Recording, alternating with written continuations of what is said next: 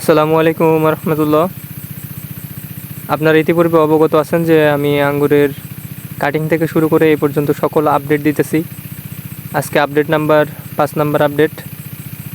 আজকে আপনাদের মাঝে কিছু গুরুত্বপূর্ণ কিছু টিপস দিতে চলেছি। সেটা হচ্ছে আঙ্গুর এখন বর্তমানে যে অবস্থা, এখন অবশ্যই আপনারা আঙ্গুর গাছে খাবার দিবেন। সেই খাবারগুলো আপনার শর্টে বলার আমি চেষ্টা করতেছি।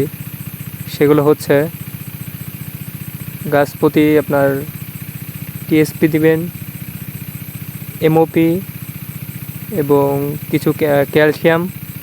আর যদি আপনার জমিতে কেঁচো বা কোনো পোকা থাকে তাহলে অবশ্যই আপনি কার্বোফুরান বা দানাদার দিতে পারেন।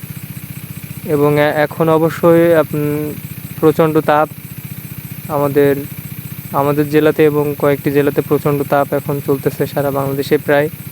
তো আপনারা অবশ্যই নিয়মিত সেচ দিবেন এবং গাছ কখনো শুকিয়ে রাখবেন না।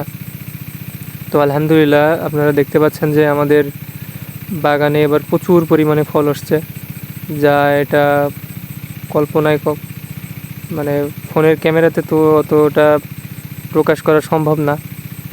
প্রচুর পরিমাণে ফল আপনারা দেখুন। এটা হচ্ছে বাইকুনুর একলো, ভ্যালেজ, সুপারনোভা, মোটামুটি সবগুলোতে ভালো একটা রেজাল্ট আসছে। এগুলো হচ্ছে বাইকুনুর। এবং এখন আপনারা অবশ্যই সেচগুলা মিস করবেন না। এবং আমাদের আঙ্গুরে কিন্তু কালার অলরেডি চলে আসছে মোটামুটি। আর লাস্ট আপডেট দিব আমি আঙ্গুর হারভেস্ট এবং পরিপূর্ণ যখন আঙ্গুরটা পেকে লাল কালারের হয়ে যাবে, বাইকুনুর একলো, ডিকসন, ভ্যালেজ, এগুলোর আপডেট আমি লাস্ট আপডেট দিব।